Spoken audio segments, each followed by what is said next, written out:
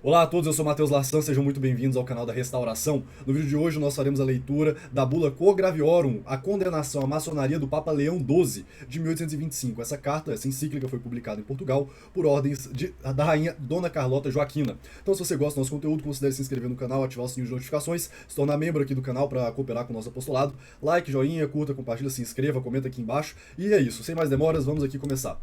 Isso aqui foi uma digitalização própria, certo? Então tá aqui a capa original. Bula do Santíssimo Padre Leão XII contra os pedreiros livres, mandada publicar pela piedade e decidido amor à religião e ao trono da muito alta e augusta imperatriz e rainha, a senhora Dona Carlota Joaquina de Bourbon, Lisboa. O livro aqui é de 1828, mas a carta mesmo é de 1825, ou seja, essa encadernação aqui, né? E essa carta ela estará disponível no nosso site daqui a alguns dias, quando esse vídeo for publicado já estará lá. Eu vou deixar o link aqui embaixo, ok? Então, aqui em latim, certo? A capa, basicamente. E é isso, aqui do lado esquerdo vai ser em latim, do lado direito será em português, eu vou fazendo a leitura. Quanto mais Leão Bispo, servo dos servos de Deus, para perpétua memória.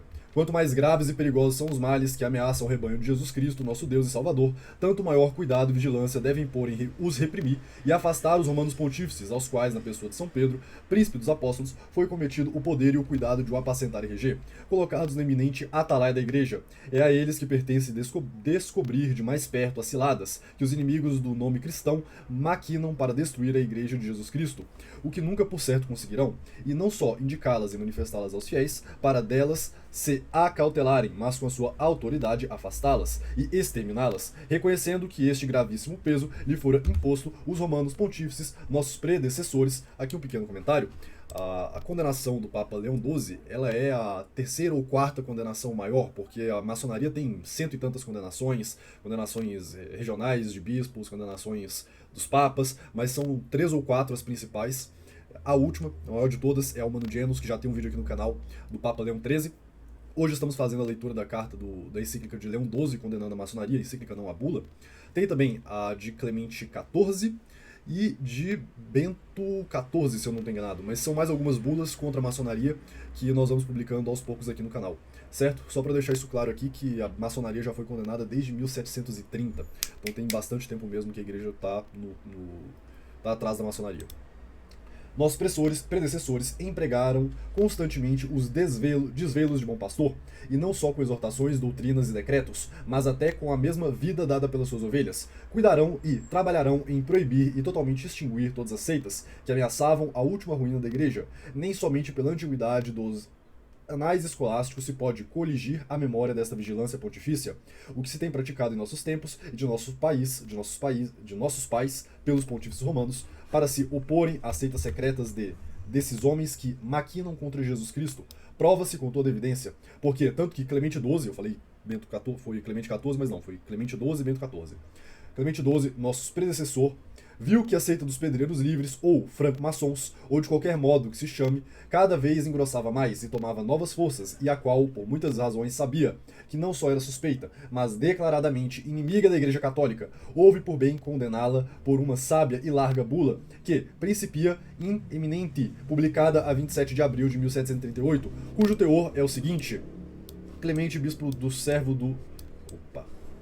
Clemente, bispo, servo do servo de Deus, a todos os fiéis cristãos, saúde e bênção apostólica, colocados na eminente atalaia do apostolado por disposição da divina clemência, bem que sem proporcionados méritos com perpétua aplicação e desvelo, quanto o céu nos permite, segundo julgamos ser da nossa pastoral providência, cuidamos em que todas as coisas, pelas quais, fechada a porta aos erros e aos vícios, melhor se possa conservar a integridade da religião católica e expulsar de todo o orbe católico, nesses dificílimos tempos, os perigos das perturbações. Assim, anunciando-nos isto até a fama pública, constou-nos que, dilatada e largamente se difundem, e vão cada vez mais engrossando mais algumas sociedades, ajuntamentos, congregações, agregações ou conventículos, chamados vulgarmente de pedreiros livres ou franco-maçons, ou por qualquer outro nome segundo os vários idiomas, nas quais alternativamente associam homens de qualquer religião e seita, contentes com certa afetada espécie de honestidade natural, e com impenetrável ligação, segundo as leis e estatutos que se têm formado,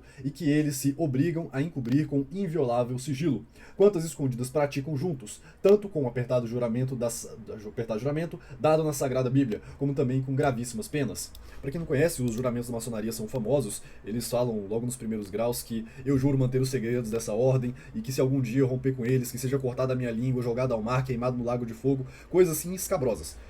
Claro, hoje eles vão dizer assim, não, isso aqui é metafórico, é apenas para a pessoa entender exatamente o que é, mas tem aqui o caso, um vídeo no canal chamado Caso Morgan, também vou deixar o card aqui em cima, em que um homem nos Estados Unidos durante o século XIX, um maçom, ele rompeu e contou o que estava acontecendo lá dentro, e aí mataram o homem. Foi isso que aconteceu. E tem vários outros casos de documentos apreendidos na maçonaria, pessoas que saíram de lá, saíram perseguidas, então bem, sabemos como que é.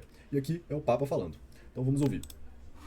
Mas, como seja, a natureza da maldade, que se descobre e dá brado, que a manifesta daqui veio que essas associações ou conventículos tão veementemente suspeitas causaram no espírito dos fiéis, que o mesmo seja falar em tais agregações entre os prudentes e honrados, que incorrer na nota de pravidade e perversidade, pois que se não obrassem mal, não aborreceriam tanto a luz, o qual rumor ou fama chegou a tanto, que em muitos países já as mencionadas sociedades se acham proscritas e desterradas pelo poder secular, como contrárias à segurança dos estados. Então aqui em 1738 a maçonaria já tinha sido expulsa de alguns países pelo poder secular, e o Papa está aqui reforçando a condenação que já tinha sido dada pelos príncipes, e falando, se é uma coisa boa, para que tanto segredo? Ora, quem está fazendo uma coisa boa não precisa ficar fazendo em grande segredo. Jurar segredo, que nunca vai contar o segredo. Ué, mas se o segredo assim é para levar o homem para conhecer melhor a Deus ou para se tornar um ser humano melhor, para que tanto segredo? É uma pergunta óbvia, evidente. Mas aqui está citando o Papa Clemente XII. Vamos prosseguir.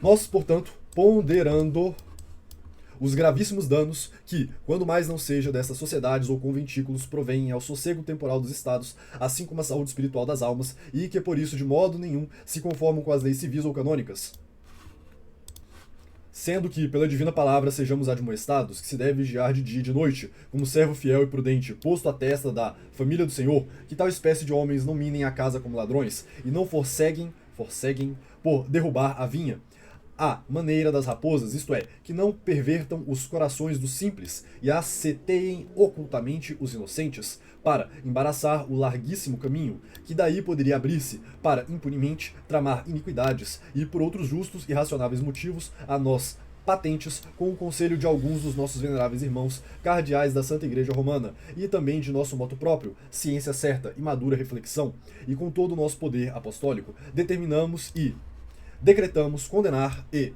proibir, como condenamos e proibimos pela nossa presença tibula para sempre valiosa, as ditas sociedades, ajuntamentos, congregações, assembleias ou conventículos de pedreiros livres ou franco-maçons, ou qualquer que seja o seu nome, pela qual razão, estreitamente e em virtude de santa obediência, ordenamos a todos e a cada um dos fiéis cristãos, de qualquer estado, grau, condição, ordem, dignidade e preeminência, qual sejam, leigos ou eclesiásticos, tanto seculares como regulares, sem que seja necessário nomeá-los aqui cada um em particular, mostrando que é uma condenação de caráter universal. Caráter particular, que nenhum debaixo de qualquer pretexto ou estudada cor se atreva ou premedite entrar nas sobreditas sociedades de pedreiros livres ou de franco-maçons ou de qualquer outro modo denominadas, nem propagá-las, abraçá-las ou em suas casas ou domínios ou em qualquer outra parte, recebê-las e ocultá-las, nelas alistar-se, agregar-se ou ter parte, nem tampouco dar poder ou comodidade para que em alguma parte se convoquem nem ministrar-lhes coisa alguma, ou prestar-lhes conselho, auxílio ou favor abertamente, em segredo, direta ou indiretamente, por si, por outros, de qualquer modo. Então, eu imagino assim, que tá claro que é o seguinte, não é para ter relação alguma com essas sociedades secretas, zero, nem direto no campo da cidade, zero, totalmente condenada. Nem mesmo exortar, induzir, provocar ou persuadir a outros que se alistem, contêm ou intervenham em tais sociedades ou de qualquer modo as ajudem e fomentem, mas antes que totalmente se devem abster das mesmas sociedades, das reuniões, dos ajuntamentos, congregações, assembleias e conventículos, sob pena de excomunhão, na qual ficarão, sem mais alguma declaração, incursos pelo mesmo fato, todos aqueles que tiverem contravindo a esta proibição, como acima fica dito, e da qual excomunhão ninguém poderá obter o benefício da absolvição, salvo em artigo de morte, senão por nós ou pelo Romano Pontífice, que neste tempo existir. Aproveito para ler esse trechinho aqui em latim. Sub pena excommunicationis per omne ut supra contrafacientes ipso facto. Ou seja, sem necessidade de declaração, já é uma excomunhão automática. Prosseguindo. Queremos, além disto, e mandamos que tanto os bispos e prelados superiores e outros ordinários dos lugares, como os inquisidores que houverem em qualquer parte contra a herética pravidade, procedam e inquiram contra os transgressores, seja de que estado, grau, condição, ordem, dignidade ou preeminência forem, e com adequadas penas os castiguem e obriguem como veementemente suspeitos de heresia, pois lhe damos e conferimos livre faculdade a eles e a qualquer deles de proceder e inquirir contra os mesmos transgressores e de os obrigar e castigar, requerendo mesmo para isso, se preciso for, o auxílio do braço secular. Queremos, pois, que as cópias, mesmo impressas da presente, assinadas por qualquer notário público e autorizadas com o selo de pessoa constituída com dignidade eclesiástica, se preste à mesma fé, que se daria ao próprio original, se apresentasse ou mostrasse. Ninguém, pois, se permita infringir esse ato de declaração, condenação, preceito, proibição, interdito, nem com temerária ousadia opor-se a ele. Mas, se alguém presumir tentar isto, saiba que incorre na indignação de Deus omnipotente dos apóstolos São Pedro e São Paulo, dado em Roma, em Santa Maria Maior, no ano da encarnação do Senhor de 1738, aos 27 de abril, no ano 8º do nosso pontificado.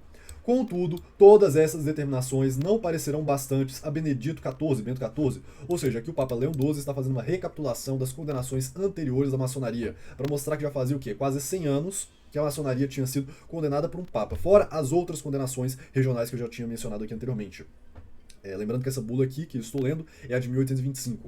Continuando. Então, Bento XIV, também nosso predecessor de respeitável memória, falava-se muito e por toda parte nas conversações que a pena de excomunhão imposta na bula de Clemente XII, há pouco falecido, já não valia, porque Benedito XIV a não confirmara. E aqui o Papa dizendo, essa afirmação era na verdade um absurdo contestar, que as leis dos pontífices anteriores não valiam, não sendo expressamente confirmadas pelos seus sucessores, quando, além disto, era patente a todos que a bula de Clemente XII fora, muitas vezes, ratificada por Bento XIV.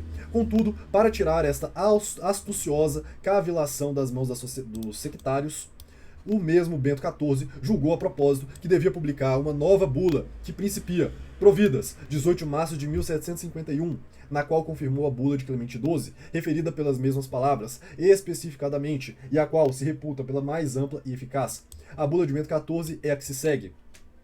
Bento, bispo, servo dos servos de Deus, para perpétua memória, não só respeitamos as providas leis dos romanos pontífices, nossos predecessores, e suas ordenações, cujo vigor ou possa atenuar-se pelo descuido humano ou extinguir-se, mas até julgamos que devemos corroborar e confirmar aquelas que ganham nova força e pleno vigor em causas justas, graves e urgentes pelo novo apoio da nossa autoridade.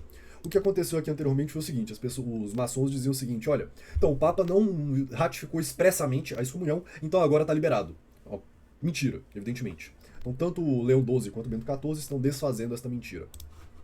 Com efeito, o nosso predecessor de feliz memória, o Papa Clemente XII, por suas letras apostólicas, dada 27 de abril de 1738, 8º ano do seu pontificado, e dirigido a todos os fiéis, atenção, a todos os fiéis cristãos, as quais começam in eminente, condenou e proibiu perpetuamente, algumas sociedades juntas a congregações ou agregações conventículos vulgarmente chamados de pedreiros livres ou franco-maçons, ou de qualquer outro modo denominados, então largamente difundidas por alguns países e com o tempo iam argumentando, mandando a todos os fiéis, sob pena de excomunhão, em que ipso facto e incorreriam, atenção, ipso facto, sem mais declaração alguma, e da qual ninguém poderia ser absolvido, senão pelo pontífice romano, então existente, exceto em artigo de morte, que ninguém se atrevesse ou pretendesse entrar nessas sociedades, ou propagá-las, favorecê-las, nem alistar-se, agregar-se ou interessar-se nelas, de qualquer outro modo, como nas mesmas letras ou bula, mais largamente se contém,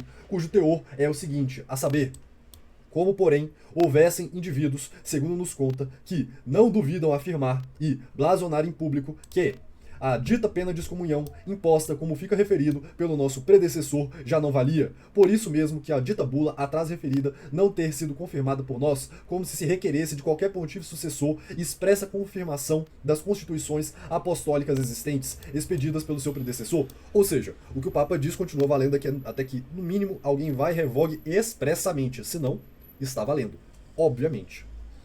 Não é necessário todo papa entrar e falar, eu ratifico tudo que os meus antecessores disseram, porque é evidente que a igreja, como uma sociedade perfeita, está em uma continuidade uníssona, ou seja, há um diálogo em que não há contradições internas. Um papa não vai fazer uma loucura, dizer, não, a fé que os meus antecessores proclamaram é errada, agora a minha está certa. Isso quem faz é a seita do Vaticano II, que não é católica, por isso os papas que vieram depois de Pio XII, ou seja, do dito João 23 em diante, são todos falsos papas, entenderam? Porque é uma falsa fé católica, com falsos dogmas, com uma falsa doutrina, falso catolicismo e tudo isso.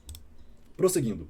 E como também nos fosse insinuado por alguns varões pios e tementes a Deus, que, para tirar todos os subterfúgios e declarar a conformidade de nosso ânimo com a mente e vontade do mesmo nosso predecessor, seria de grande utilidade que juntássemos o sufrágio da nossa confirmação à bula do nosso predecessor.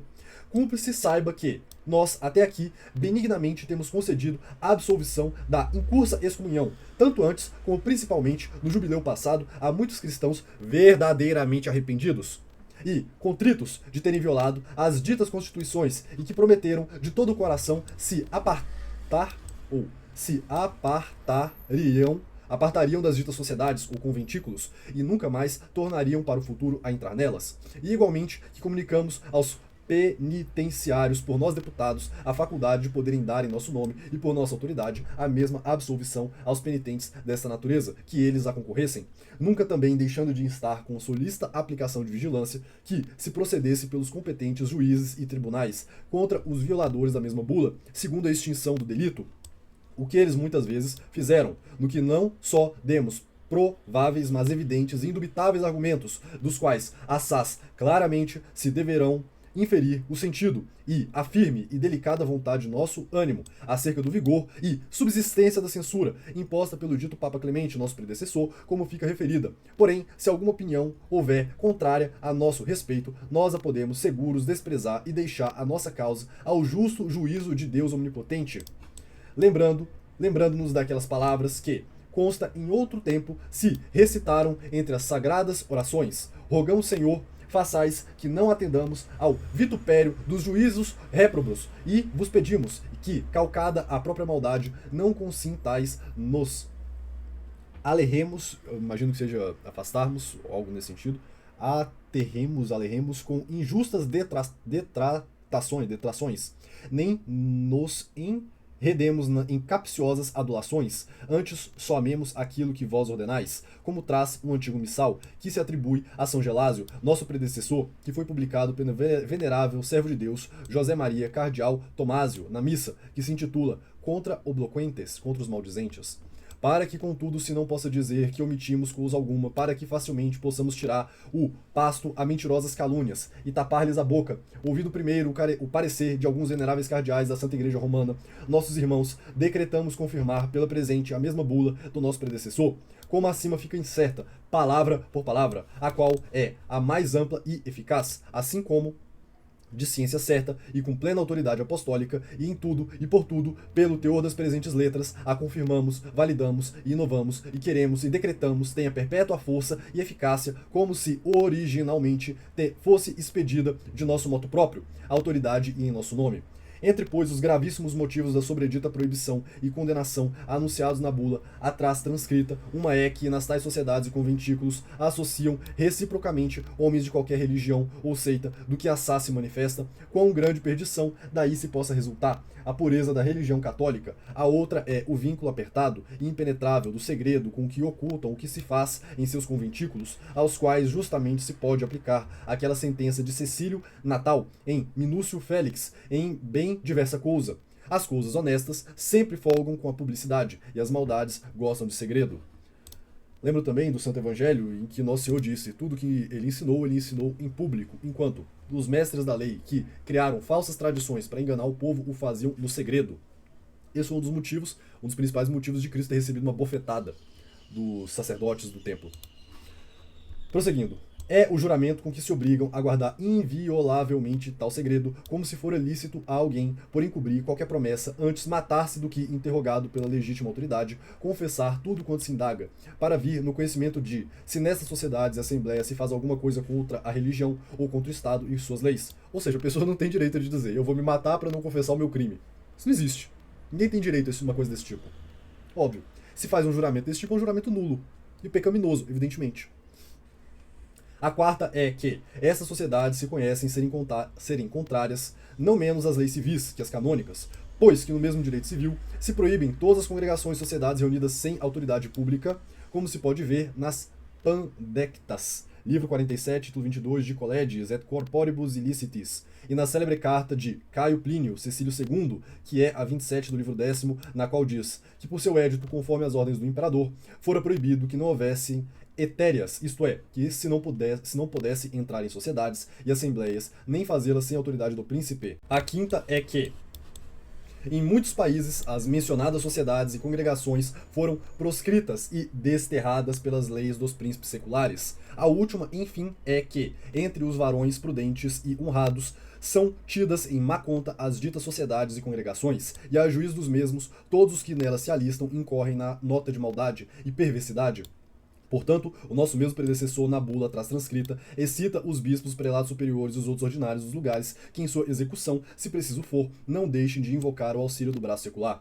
O que tudo e cada coisa em particular não só aprovamos e confirmamos, recomendamos e encarregamos respectivamente aos mesmos eclesiásticos superiores, mas também nós mesmos, em cumprimento da nossa apostólica solicitude, pelas nossas presentes letras invocamos e vivamente requeremos para efeito do referido, o auxílio e socorro dos príncipes católicos e de todas as potestades seculares, pois que os mesmos supremos príncipes e potestades são por Deus escolhidos para defensores da fé e protetores da igreja. Eu acho interessante repetir esse pedaço, que o Papa dizendo, os mesmos supremos príncipes e potestades são por Deus escolhidos para defensores da fé e protetores da igreja, e por isso devem sempre fazer por todos os meus conducentes, que se preste o devido respeito e exata observância às constituições apostólicas e que lhes trouxeram à lembrança os padres do Concílio Tridentino. Aqui eu aproveito para dizer o seguinte, Dom Pedro I, ou Dom Pedro IV de Portugal, é um traidor, não somente da fé católica, como também do direito, do dever que ele tinha dado por Deus de proteger este povo dos erros perniciosos de Satanás. Dom Pedro IV, Dom Pedro I, morreu em excomunhão. Por quê? Porque ele era iniciado na maçonaria. Se ele não morreu em excomunhão, se ele saiu da maçonaria, aí eu pergunto, onde está a abjuração de Dom Pedro IV? Onde está a abjuração de Dom Pedro I? Porque que eu saiba, o que a história mostra, o que a história ensina, é que Dom Pedro, em Portugal, quando morreu em cisma com a Igreja Católica. Ele cismou com o Papa Gregório XVI. Ele criou uma igreja particular e negou a autoridade do Romano Pontífice em Portugal, na igreja portuguesa, fazendo de fato uma igreja nacional separada de Roma, e só durante o pontificado de Pio IX esse cisma acabou. Então, além de cismático, também é o excomungado, ou seja, Dom Pedro I, Dom Pedro IV está certamente no inferno. Todos aqueles que rezam por ele, rezam missa por ele, fazem missas sacrílegas, porque ele é o inimigo de Cristo, o inimigo de Nosso Senhor, o inimigo da fé católica. Quem diz que o império fundado por ele é católico está com a cabeça nas nuvens e muito próximo de ter o corpo no inferno. Vocês entenderam? Esta carta aqui, de 1825, de Leão XII, está recapitulando as condenações anteriores dos outros papas, a maçonaria, que era de conhecimento público e notório, que as sociedades secretas estavam excomungadas, proscritas e condenadas pelo Romano Pontífice. Em 1817, Dom João VI proíbe a maçonaria em Portugal. Mas desde que Dona Maria I, talvez desde antes, a maçonaria já era fortemente perseguida pela Santa Inquisição e principalmente pelo Pina Manique, o superintendente da polícia portuguesa, o terror dos maçons. Quem também era terror dos maçons? Dom Miguel. Esta carta que nós estamos lendo aqui, ela foi publicada por quem? Dona Carlota Joaquina. E aí, eu pergunto, qual o nome que se dá a esses personagens que eu acabei de dizer? Como é que a história retrata a Dona Carlota? Como a adúltera, a louca, a devassa, a traidora que só queria saber roubar o poder dos outros, passar a perna do Dom João VI. Então, Dona Maria I, a viradeira, aquela que desfez as políticas liberais em Portugal, como é que ela ficou conhecida? A louca. Porque ela, no final da vida, ficou senil. Oh, meu Deus do céu. Uma pessoa de uma certa idade já não pensa como se tivesse ali seus 20, 30 anos de idade. Olha só. Então é louca. Tudo que ela faz é coisa de louco. O Pina Manique. Ai, um ditador. Um perseguidor. Um tirano. Dom Miguel, o usurpador. Agora Dom Pedro IV é o rei soldado. É o rei bom. Isso é uma loucura. É claro que a história é escrita pelos inimigos de Cristo. Porque eles, lamentavelmente, tiveram uma vitória durante esse tempo. E nós estamos aqui fazendo uma restauração histórica, mostrando tanto o que os papas disseram, quanto o que a história aconteceu de verdade. Então eu acuso o movimento monarquista brasileiro, eu acuso Dom Bertrand, eu acuso a família imperial brasileira, Porque se vocês não sabem, todo dia 7 de setembro eles rezam uma missa lá no Museu do Ipiranga, no túmulo de Dom Pedro. Sacrílegos! Eu vos acuso de sacrílegos. Vocês cometem sacrilégio. Dom Pedro I está excomungado. Morreu excomungado. Está no inferno. Entendeu? Quem estava certo era Dom Miguel. Esse aqui deveria ter sido rei do Brasil. Tristemente, não foi. Porque o seu irmão se juntou com potências estrangeiras aliadas ao protestantismo, à maçonaria, aos iluministas, aos inimigos de Cristo, para derrubar o seu irmão, que era católico. Ele tinha aprovação do Papa. Ele era católico de verdade. Ele fazia alguma coisa. Esse aqui, Dom Miguel, honrou a promessa que Cristo fez a Dom Afonso Henrique. Esse aqui honrou a vocação de Portugal. Dom Pedro I não. Dom Pedro I não, é um excomungado. Vamos prosseguir aqui a leitura da carta. Os padres do Concílio Tridentino os lembraram, na seção 25, capítulo 20, e muito antes havia declarado o imperador Carlos Magno no título 1, capítulo 2 de seus capitulares, onde, depois de pedir a todos os seus súditos e eclesiásticos a observância das leis, acrescenta: porquanto de nenhum modo podemos conhecer como possam conservar-se fiéis a nós aqueles que se mostrarem infiéis a Deus. Vou repetir. Porquanto de nenhum modo podemos conhecer como possam conservar-se fiéis a nós aqueles que se mostrarem fiéis a Deus e desobedientes aos seus sacerdotes. Então aqui Dom Pedro IV, Dom Pedro I, Dom Bertrand, essa família real aí, pedrista. Como podem ser fiéis a Carlos Magno, ao rei, aqueles que são infiéis a Deus e desobedientes aos seus sacerdotes? Não dá. Porquanto, encarregando a todos os chefes e ministros dos seus domínios que obrigassem a todos a devida obediência, que inteiramente se devia tributar às leis da igreja, também impôs gravíssimas penas contra aqueles que deixassem de o fazer, ajuntando, entre outras coisas, aqueles, porém, que nisto, o que Deus não permita, forem remissos e desobedientes, saibam que nem gozarão de honras do nosso império, ainda que sejam filhos nossos, nem terão lugar em palácio, nem conosco, nem sociedade, nem comunicação alguma com os nossos. Antes sim, sofrerão castigo em aperto e penúria. Queremos, pois, que as cópias mesmas impressas da presente, assinadas por qualquer notário público autorizado com o selo da pessoa constituída com dignidade eclesiástica, se preste a mesma fé, tal como se fosse original se apresentasse ou mostrasse. Ninguém, pois, se permita absolutamente infringir esta folha de nova confirmação, inovação, aprovação, comissão, invocação, requisição, decreto e vontade, nem com temerária ousadia opor-se a ela. Mas que incorre na indignação de Deus omnipotente dos santos apóstolos São Pedro e São Paulo, dada em Roma, Santa Maria Maior, no ano de encarnação de 1751, aos 18 de março e ano 1/10 do nosso pontificado. Agora Leão XII prossegue.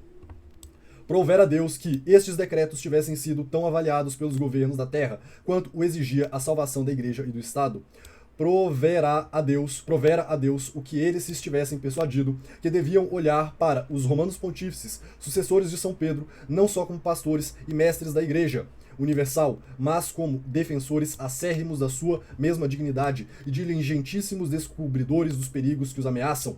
Provera a Deus que eles tivessem usado do seu poder e autoridade para repelir as seitas, cujos pestíferos conselhos que tinham sido manifestados pela Santa Sé Apostólica. Se assim fosse, já tudo se teria acabado, mas como julgassem que esta causa se devia desprezar, ou ao menos tratar de pouca entidade, ou levados pelos enganos e fraudes dos sectários que astuciosamente lhe ocultavam suas manobras, ou pelos imprudentes conselhos de alguns daquelas antigas seitas maçônicas que nunca tinham esfriado, nasceram outras muitas, muito piores e mais audazes que as antecedentes. A todas estas parece tê-las abraçado em seu seio a seita dos Carbonários, a qual não só era considerada como a principal de todas na Itália e em outros países, mas dividida em vários ramos, somente diversos no nome, tomou a sua conta e impugnar com todas as suas forças a religião católica e todo e qualquer poder supremo civil e legítimo. No meio de tanta calamidade, o sumo pontífice Pio VII, de feliz memória, a quem nós sucedemos, querendo salvar a Itália e outros países e até os estados pontifícios, nos quais, estando impedido por um pouco o governo pontifício, a tal seita se tinha penetrado juntamente com os estrangeiros, seus invasores. Sobretudo ali a invasão de Napoleão da República Francesa, depois do Império Francês, e a ocupação dos estados pontifícios, até 1815. Então Pio VII condenou com gravíssimas penas a seita dos Carbonários, debaixo de todo e qualquer nome que ultimamente tivesse tomado, segundo a diversidade dos lugares, das línguas e dos homens, pela bula dada aos 13 de setembro do ano de 1821, cuja bula começa Ecclesia a Jesus Cristo, e cujo traslado julgamos que devíamos também ajuntar a essas nossas letras, e do teor seguinte: Ou seja, agora leremos a condenação de Pio VII ao carbonarismo, a seita carbonária, que tem algumas diferenças, mas é basicamente a maçonaria italiana. Pio, servo dos servos de Deus, para perpétua memória, a igreja fundada por nosso divino Salvador Jesus Cristo, sobre um rochedo imutável, contra o qual, segundo suas próprias palavras, não prevalecerão as portas do inferno, têm já sido atacadas tantas vezes e por tantos inimigos terríveis, que se não for essa palavra divina e eterna, parecia haver razão de temer que a força ou os artifícios ou os ardis destes inimigos a não fizessem de todo sucumbir. Mas o que já tinha acontecido em tempos mais remotos se renovou mais tarde, e particularmente em nosso deplorável século, que parece ser aquele predito pelo apóstolo que nos disseram: porquanto nos últimos tempos apareceriam homens impostores que andariam segundo as suas paixões todas cheias de impiedade, porquanto, e por todo sabido, quantos caluniadores têm conspirado nestes desgraçados tempos contra o Senhor e seus ungidos, e cujos principais esforços têm tido por alvo enganar os fiéis com uma filosofia mundana e com falsidades ocas de sentido, aniquilar a doutrina da igreja, e por consequência a própria igreja, posto que tenham sido baldados todos os esforços a este respeito, a fim de chegarem facilmente a este ponto, tem a maior parte deles formado sociedades secretas e seitas ocultas, por meio das quais esperavam arrastar mais facilmente grande número de pessoas a tomar parte na sua conspiração e nos seus atos criminosos. Em todos os tempos, quando a Santa Sé tem descoberto semelhantes seitas, tem alta e francamente levantado contra elas a sua voz e tem descortinado os planos que elas em segredo formavam contra a religião e mesmo contra a sociedade política. Sem cessar, tem exortado a todos que vigiem atentamente e em que estas seitas não conseguissem executar os projetos que haviam formado em sua perversidade. É, contudo, para lamentar que estas diligências da Sé Apostólica não tenham sido coroadas de bom êxito, que ela se prometera e que esses homens audaciosos não tenham renunciado à empresa que haviam formado, da qual se tem originado todos os males de que nós mesmos temos sido testemunhas. Ainda mais, esses homens têm-se abalançado até a formar novas associações secretas. Entre estas, cumpre nomear primeiro a associação formada há pouco, que se tem estendido por toda a Itália, e mesmo por outros países, posto que se subdivida em diferentes seitas, conhecidas por nomes diferentes e particulares, está contudo reunido por um vínculo comum de princípios e de crimes, e é geralmente conhecida pelo nome da seita dos Carbonários.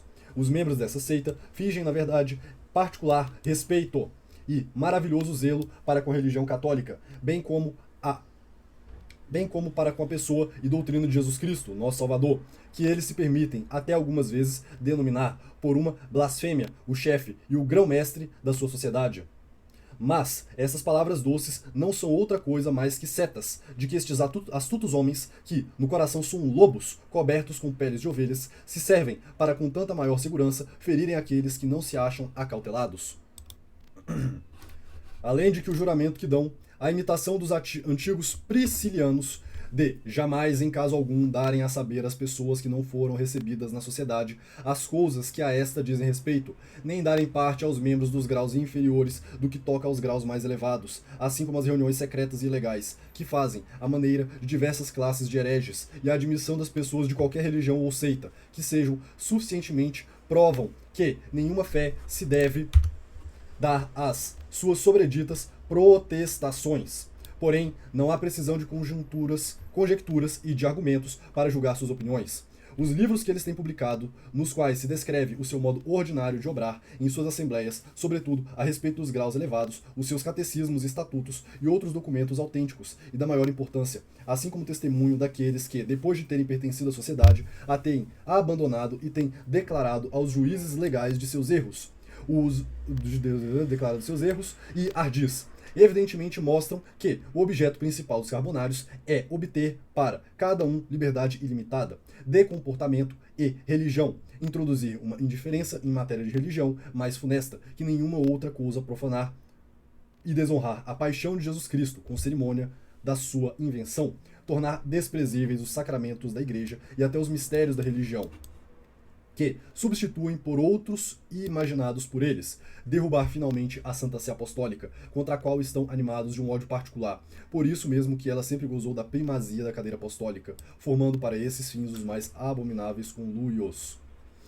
Por esses mesmos documentos se vê que as regras dadas pela Sociedade dos Carbonários a respeito da moral não são menos funestas, posto que altamente se gabem de exigirem de seus consórcios ou praticarem a caridade e toda a qualidade de virtudes e evitarem cuidadosamente todos os vícios, o que não embaraça que ela não favoreça a mais desenfreada sensualidade. Ela ensina que é permitido matar aqueles que não guardam o juramento que dela relativamente aos segredos da sociedade, que deram relativamente aos segredos da sociedade.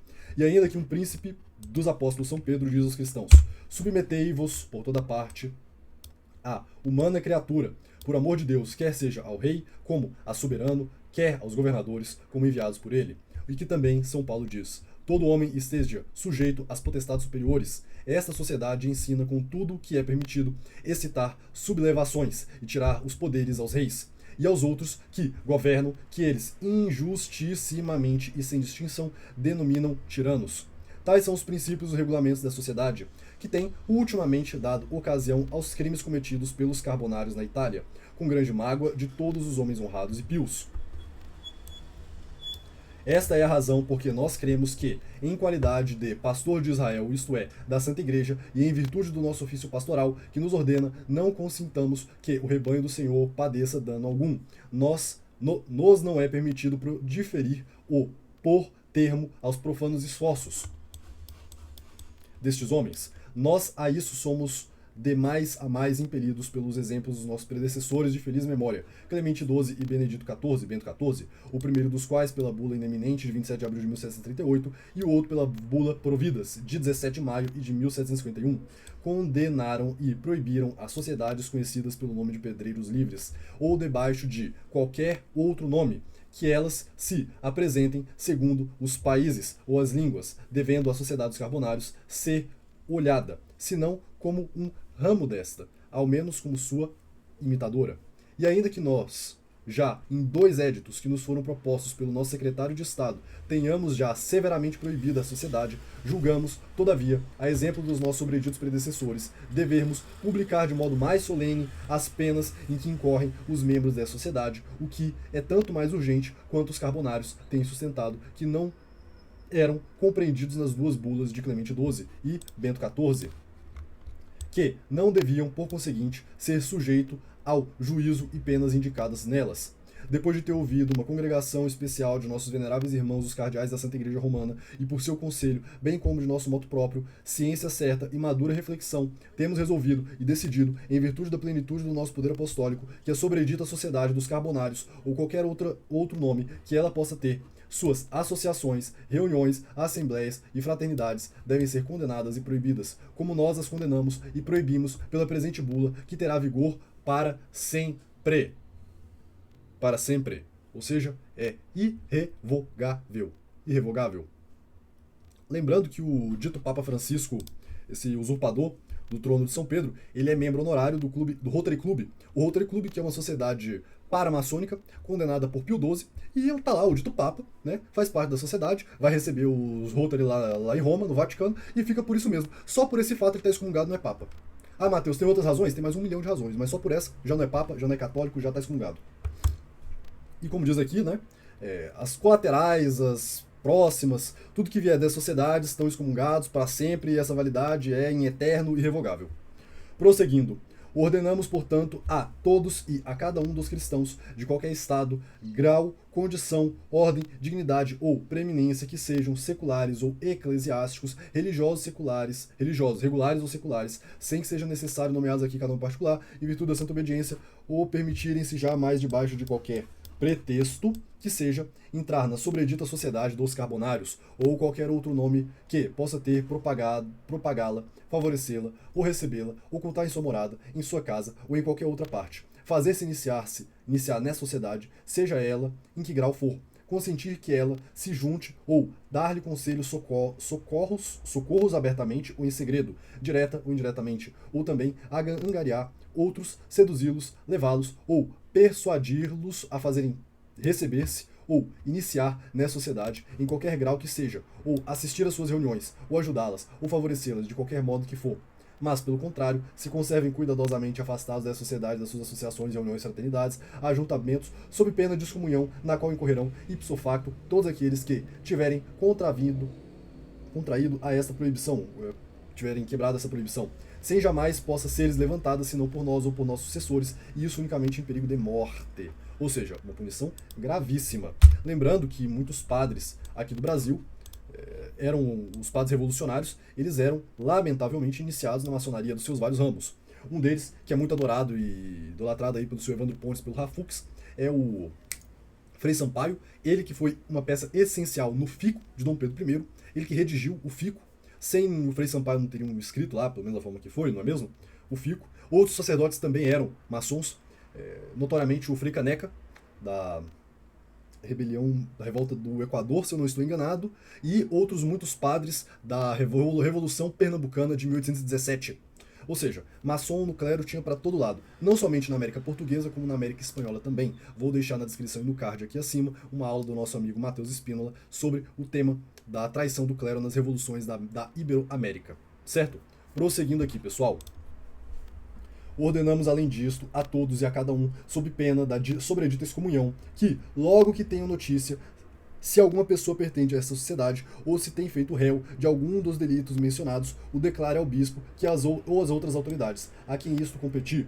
Finalmente, para evitarmos com mais cuidado todo perigo de erro, condenamos e rejeitamos todos os catecismos, livros nos quais se descrevem os carbonários e que se fazem em suas assembleias, assim como seus estatutos e regulamentos, e todas as obras que têm sido publicadas em sua defesa, quer impressos, quer manuscritos, e proibimos a todos os fiéis, debaixo da mesma pena de excomunhão, lerem e guardarem os sobreditos livros que algum deles ordenamos que os remetam ao seu bispo ou a qualquer outro que tenha direito de os receber.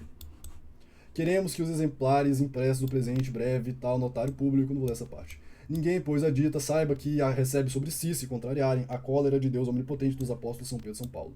1821, 13 de setembro. Leão XII continua.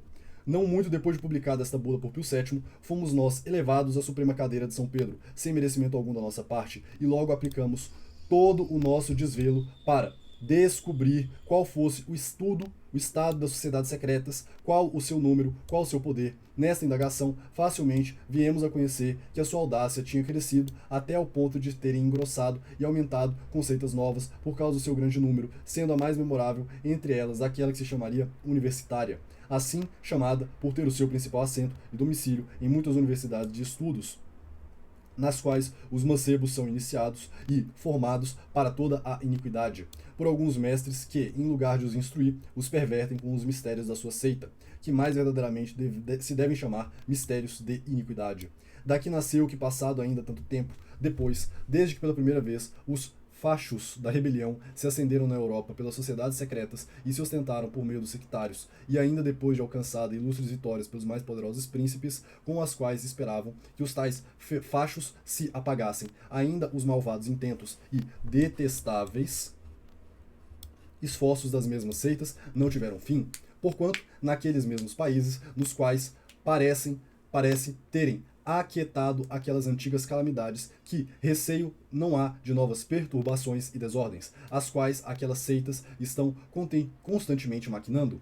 Quantos sustos daqueles ímpios punhais que são cravados ocultamente nos corpos daqueles a quem destinam para morrer. Quantas e quão graves leis são obrigados muitas vezes a condenar, talvez constrangidos, aqueles que governam só para conservar a tranquilidade pública. Daqui nascem aquelas funestíssimas calamidades com que a igreja é vexada e oprimida, quase por toda parte, e as quais não podemos recordar sem dor e com muito sentimento, sem pejo nem vergonha, são impugnados os seus dogmas e preceitos mais santos, abate-se a sua dignidade e aquela paz e felicidade da qual ela deveria gozar pelo direito que lhe pertence, não só é perturbada, mas totalmente destruída. Não se julgue, porém, que todos estes males e outros muitos que deixamos em silêncio são imputados com falsidade e calúnia a estas seitas ocultas e secretas. Os livros que os chefes dessas seitas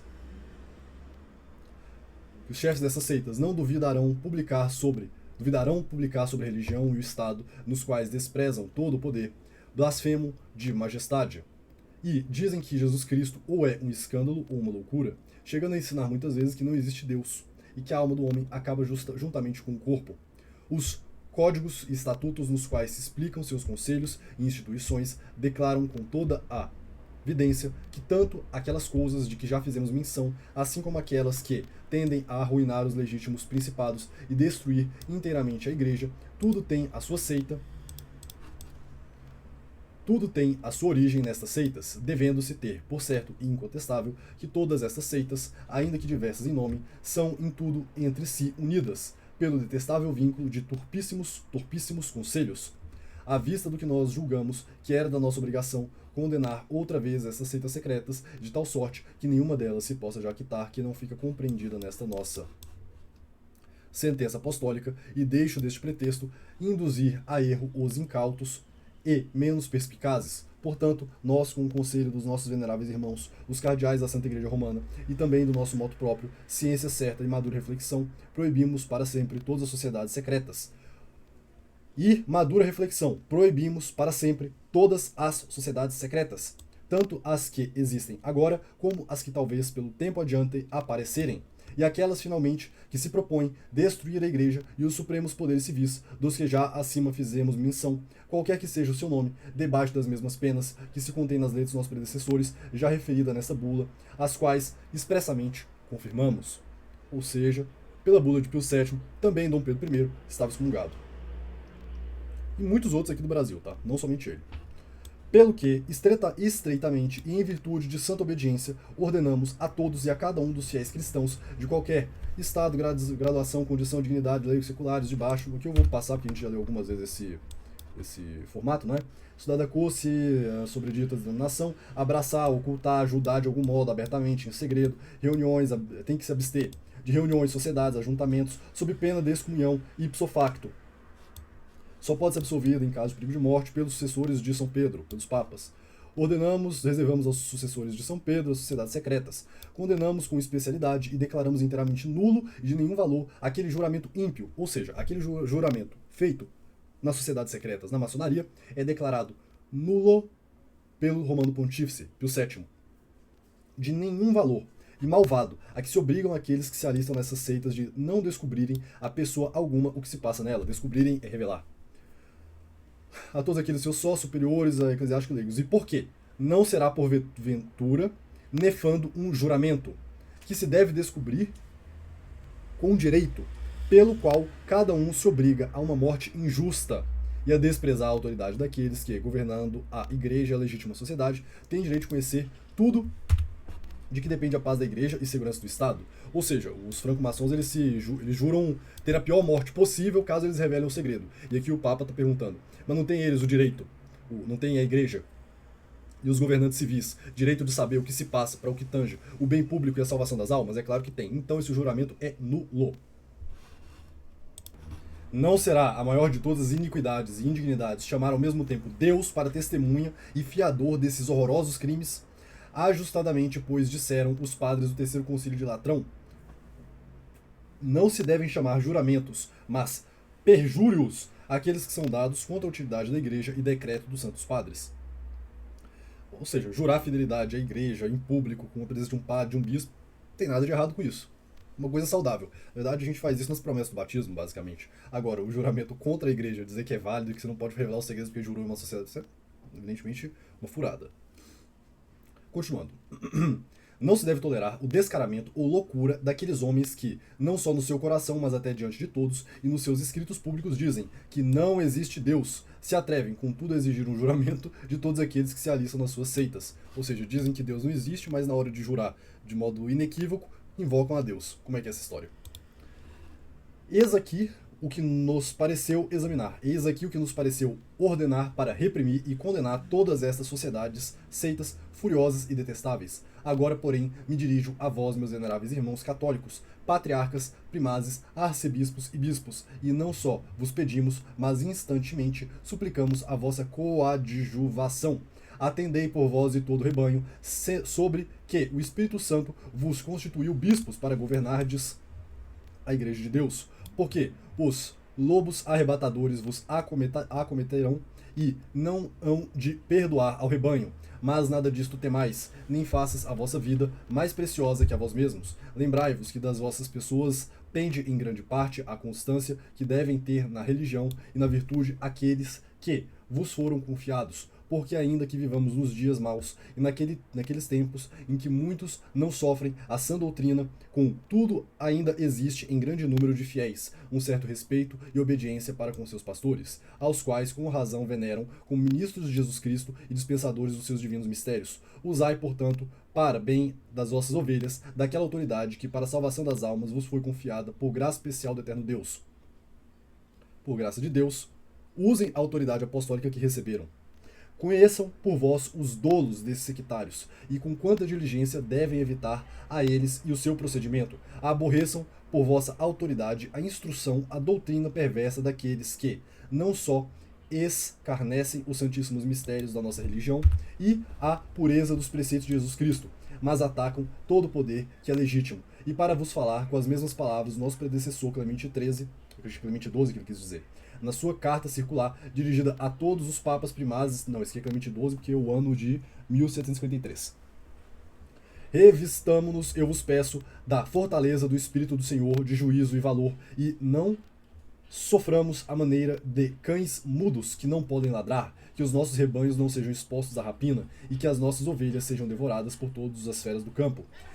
Nada nos atemorize, antes nos devemos expor a todos os combates, pela glória de Deus e salvação das almas. Lembremos-nos que Jesus Cristo suportou contra si próprio a mesma contradição da parte dos pecadores, porém, se por desgraça temermos a audácia dos ímpios, então acabou-se o vigor do episcopado e o sublime e divino poder do governo da igreja. Nem finalmente poderemos jamais merecer o nome de verdadeiros cristãos se chegarmos a ter a fraqueza de temer as ameaças e... Aqui eu lerei para vocês, que eu fui meio ruinzinho aqui, né? E as insídias desses sectários desgraçados. Suplicamos também com o maior empenho a vossa proteção, ó príncipes católicos, nossos amados filhos em Jesus Cristo, a quem amamos com um amor especial e verdadeiramente paternal, e por isso mesmo vos trazemos à memória aquelas mesmas palavras da quais se serviu São Leão o Grande, do qual somos, ainda que sem merecimento, sucessores na dignidade e herdeiros também do mesmo nome. Escrevendo ao imperador Leão, deves constantemente lembrar-te que o poder real te foi dado não só para governar o mundo, mas especialmente para protetor da igreja, e de tal sorte que, reprimindo os ataques dos seus inimigos, não só defenda as suas leis e preceitos, mas restabeleças a paz, se ela for perseguida. Ainda que no tempo presente há uma diferença bem notável, pois que todas as seitas e sociedades secretas devem ser destruídas com vosso esforço, não só para defender a religião católica, mas para assegurar a vossa conservação e de todos os povos que estão sujeitos ao vosso domínio. Aqui o Papa dizendo que quer ser rei por muito tempo, destrua as sociedades secretas, preserve os direitos da Santa Madre Igreja, porque aquele que não defende a Santa Igreja breve perderá a coroa.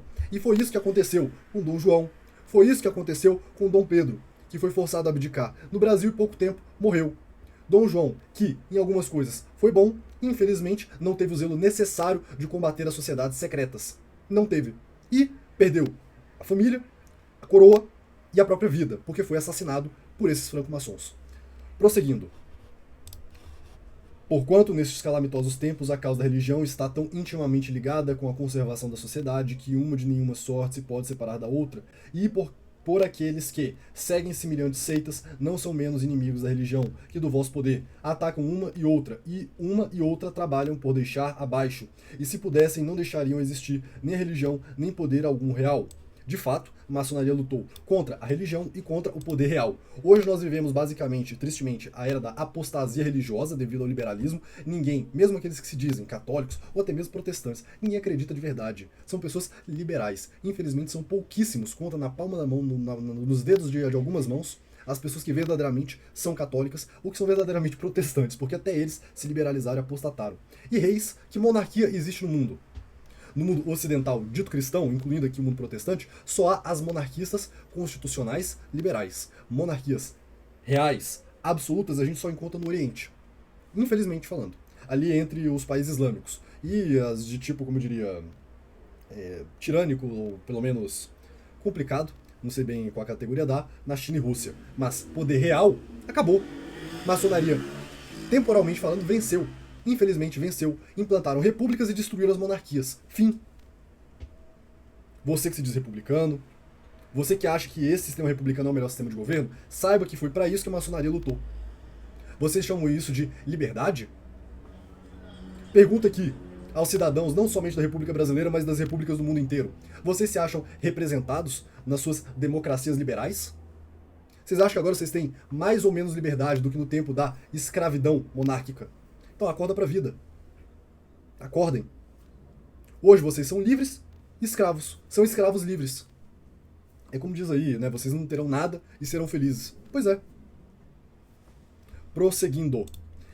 E é tão grande a astúcia destes ardilosos homens que, quando mais parecerem favorecer e aumentar o vosso poder, então é que principalmente tratam de o arruinar. Olha que coisa sensacional essa sacada. Quanto mais próximo do poder, quanto mais parecem que estão a ajudar, aí sim que estão perto de dar o bote. Os papas avisaram. Os papas avisaram. Quem seguiu, ficou mais um tempo. Quem não seguiu, caiu do poder. Ah não, eles estão me ajudando aqui, né? Porque é a sociedade das luzes e tal. Daqui a um pouco, perde o poder. Os papas avisaram. Por muitos modos, eles ensinam a persuadir que o nosso poder e o dos bispos deve ser diminuído e enfraquecido por aqueles que governam.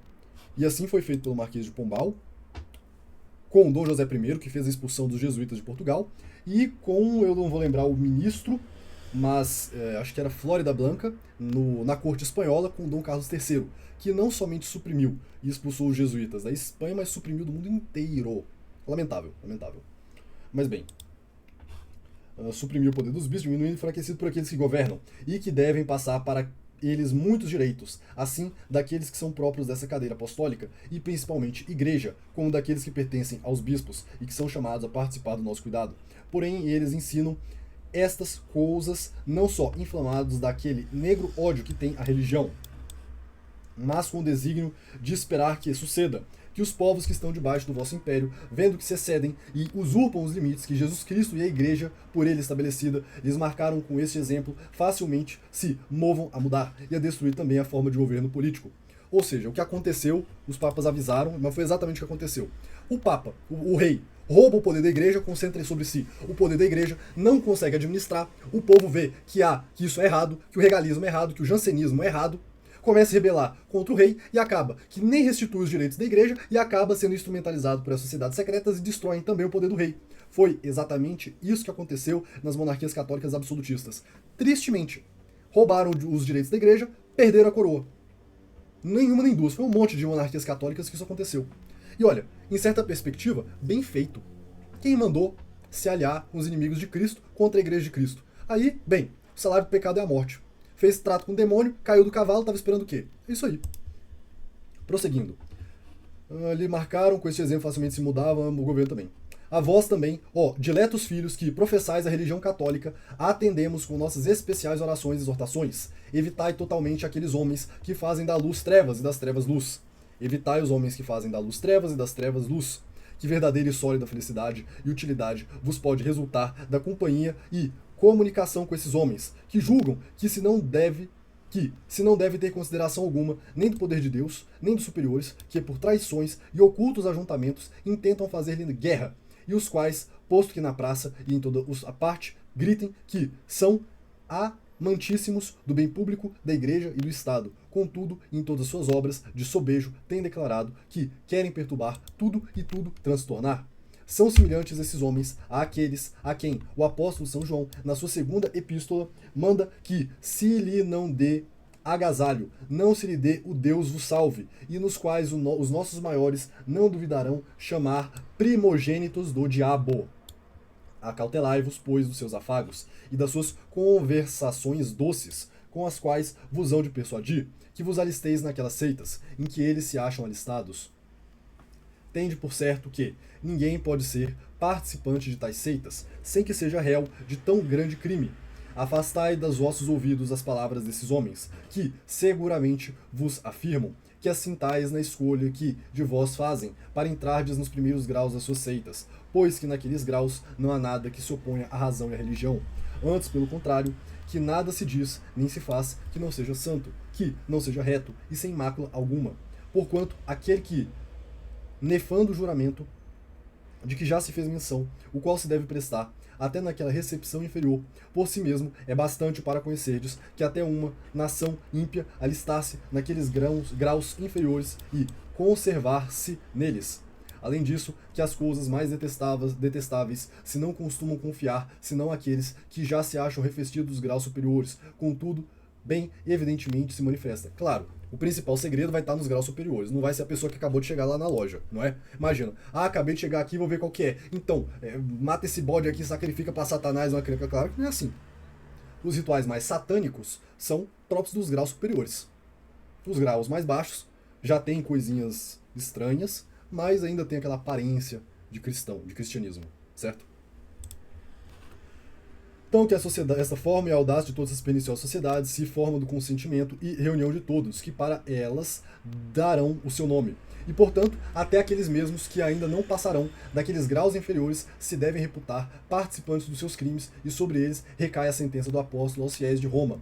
Os que tais coisas as fizerem merecem a morte, e não só as que fazem, mas até os que lhes prestam o seu consentimento. Gravíssimo. Pesado isso aqui, pesado. Finalmente, com todo o amor vos chamamos aqueles que, tendo sido iluminados, provado o dom celeste e participado do Espírito Santo, contudo depois cairão miseravelmente e seguem aquelas seitas, ou estejam iniciados naqueles seus graus, ou inferiores ou superiores, porquanto fazendo nós às vezes daquele que protestou que ele não viera chamar os justos, mas os pecadores, e se comparou ao pastor que, deixando o rebanho inteiro, vai com todo o desvelo buscar a ovelha que perdeu. Nós os admoestamos e lhes pedimos, pelo amor de Deus, que voltem para Jesus Cristo, ainda que eles, com efeito, se têm manchado com o maior crime. Não devem, contudo, desesperar da misericórdia e clemência de Deus e de Jesus Cristo, seu Filho. Entrem, portanto, em si mesmos e, muitas vezes, venham refugiar-se para Jesus Cristo, que tanto padeceu por eles, e, então, ele não só há de desprezar o seu arrependimento, mas antes, pelo contrário, a maneira do amantíssimo Pai, que há muito tempo espera filhos pródigos, os há de receber com mil vontades. Nós, portanto, para vos excitar quanto está da nossa parte e para lhes aplainar o caminho para a penitência, suspendemos pelo espaço inteiro de um ano, depois de publicadas pelas nossas letras apostólicas no país em que morarem, não só a obrigação de denunciar os seus sócios naquelas seitas, como também a reserva das censuras em que cairão, e declaramos que os tais, ainda não denunciados, os cúmplices, possam ser absolvidos por qualquer confessor, sendo aprovados ordinários do território onde assistirem, e a qual facilidade de determinamos se aplique àqueles que assistem em Roma. Porém, se algum destes, que agora dirigimos nossas vozes, for tão pertinaz que consinta que se passe aquele espaço de tempo que temos designado, sem que deixe as tais seitas, e passado esse tempo verdadeiramente cai em si, então torna a reviver para estes, assim a obrigação de denunciar os cúmplices, como a reservação das censuras, nem poderá impetrar a absolvição, sem que primeiro sejam denunciados aos cúmplices, ou ao menos jurar denunciar o mais depressa que lhes for possível. Nem poderá ser absolvido dessa censura, senão por nós, nossos sucessores, que obtiver a sentença apostólica de absolver tais censuras. Então, bem, o Papa aqui ele deu durante um ano um café com leite, né, uma colher de chá, por assim dizer, para quem fizesse o rito de abjuração, denunciar e tudo mais, e depois desse um ano aí a coisa voltava a pegar firme. Mas não quer dizer que durante um ano podia participar, antes que alguém pense numa estupidez dessa, não é? Continuando, queremos também que os traslados dessas nossas notas presentes letras, algum notário, que aquele, a proibição, se não, quem desobedecer, incorre na pena e na indignação de Deus Omnipotente, São Paulo e São Pedro. Dado em Roma, 3 de março de 1825. Cardeal pronotário, aqui as pessoas que participaram, não é? Registrada na Secretaria dos Breves, as sobreditas letras apostólicas foram fixadas, expostas ao público, nas paredes, nos campos, ok, tudo mais. Aqui as erratas, mostrando aqui, né, que foi exatamente aí um exemplar do que foi publicado. Então eu quero encerrar esse vídeo aqui de hoje, vou colocar deixar aqui essa imagem para mostrar essa excelentíssima carta, bula, publicada pela senhora rainha Dona Carlota Joaquina, uma grande católica, uma grande defensora dos direitos do clero e da igreja, dos direitos do antigo regime, do saudável antigo regime, ou seja, da monarquia católica. Ela que foi tão contrária às sociedades secretas e por isso tão caluniada, tão injustamente acusada. Ela que foi a mãe e mentora também de Dom Miguel, ela que estava tão próxima de Dom Miguel que tinha tanto apreço por ela, Dona Carlota, quando estava no seu leito de morte, precisando de remédio, Dom Miguel ia lá cuidar dela, e ela exclamou, nos seus últimos dias de vida, que queria ter por perto o seu Miguel, que era toda a alegria da sua vida, falando de Dom Miguel, mas não de Dom Pedro, porque Dom Pedro é um safado, desgraçado, excomungado, primogênito de Satanás, inimigo de Cristo, inimigo da igreja, servo do demônio, servo do anticristo, apóstata, pedreiro livre, traidor de Portugal, de Cristo, de Deus, tudo que você pode pensar. Dom Pedro, o terrível. Aí vocês vejam, quem é elogiado e exaltado hoje em dia? Dom Pedro. Dona Carlota é largada às traças. Profanam sua memória. Caluniam de todo modo. Aí eu pergunto, quem é que lutou de verdade pelos direitos da monarquia tradicional e pelos direitos da igreja? Foi Dom Pedro? Que morreu em excomunhão? Que morreu cismado com a igreja católica? Não, de modo algum. Então bem, é isso, espero que vocês tenham gostado. Fizemos aqui a leitura de todas as principais condenações pontifícias à maçonaria. Então temos todas as principais aqui no canal. Relembrando, Clemente XII, Bento XIV, Pio VII, Leão XII e Leão XIII na Humano Geno. Então, espero que vocês tenham gostado. Eu vou deixar aqui alguns links na descrição também sobre o tema. Continue acompanhando. Aos poucos aqui nós vamos trazendo mais conteúdos de história. E antes que eu me esqueça, colocarei também na descrição 2 biografias para vocês aproveitarem. A primeira biografia do padre Joaquim Sanz Arriaga, um padre que, por não se vender aos princípios do liberalismo do Concílio Vaticano II, esse falso concílio, esse conciliábulo ecumênico, ele foi excomungado, não que isso vale alguma coisa, né? Mas foi excomungado pelas ditas autoridades dessa seita conciliar. Então o padre Sanz Arriaga, um grande católico, e o outro, um bispo que realmente foi contra a maçonaria. A biografia do bispo Dom Macedo Costa, o bispo preso por Dom Pedro II, o filho de Dom Pedro I. Ele que pôs se posicionar contra a maçonaria, teve sobre si todo o ódio maçônico das lojas, e Dom Pedro II, assim como seu pai, não ficou do lado da igreja, ficou contra a igreja. Então eu deixo essas 2 biografias para vocês aproveitarem aqui. Meus caros amigos, é isso. Viva a Dona Carlota, viva Dom Miguel, morte à casta pérfida dos pedreiros livres e viva a nossa fé católica. Um abraço a todos. Tchau, tchau.